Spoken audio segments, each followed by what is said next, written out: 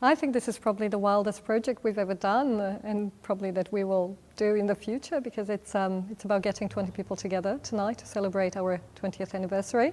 So 20 people because 20 years, because there's a lot to celebrate, because it's a project which has been there thriving ever since it was created by 3 artists 20 years ago. And what you will see tonight, starting with tonight, it's 20 people who have really contributed to the, I would say, not only the longevity of this project and to Dancehouse, but also to the vibrancy of the independent dance sector.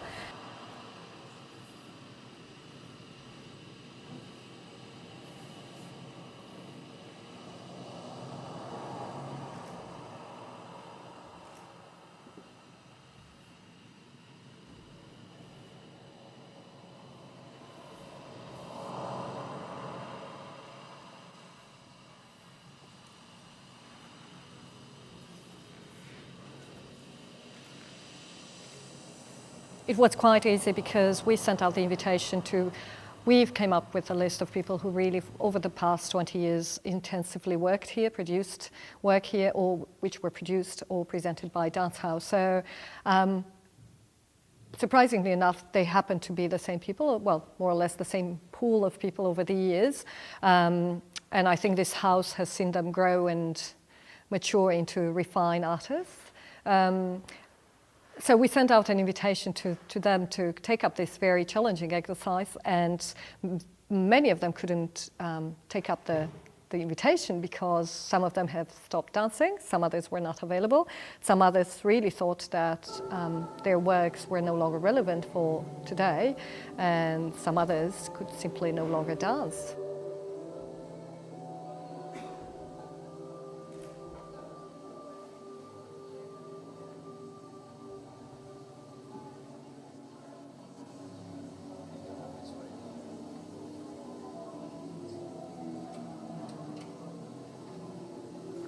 I think I'm very worried that dance is probably the most fragile of art forms, that it rarely survives its authors, that it's very important sometimes to see live things that can be still performed even 20 years after. I think dance is very relevant to its times. We do dance, I think, mirror with our bodies the contemporary society, but I think it's very important to see things which have been created in the past, because it's so much about the liveliness of it all.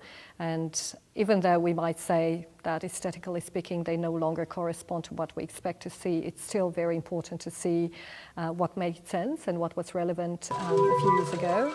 I think about the loveless fascination under the Milky Way tonight. I find it very different to be in my own work, and I find it quite difficult to be in my own work. So watching it now, there's a sense of freedom to it, and a sense of excitement with allowing Fiona to take it and sort of push it into slightly different places. It's quite challenging to work out how, because sometimes I'll say to her, like, I'd like you to do this moment, in this particular way, but then I think, but why? I keep questioning how important it is to replicate.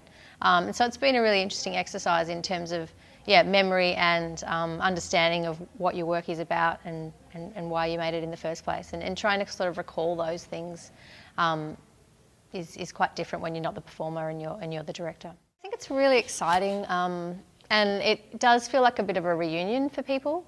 But I also think it's really important to note that this is just a sort of sample of people that have been have made work and presented work at Dancehouse, and that the people that are coming to be in the audience are sort of just as much about, just as important in the show or the event as the people that are on the stage. So it's more about the chemistry of everything as opposed to just those 20 choreographers. So I think that's really interesting and really exciting, and I hope that other people that aren't presenting their work understand that it's kind of theirs as well.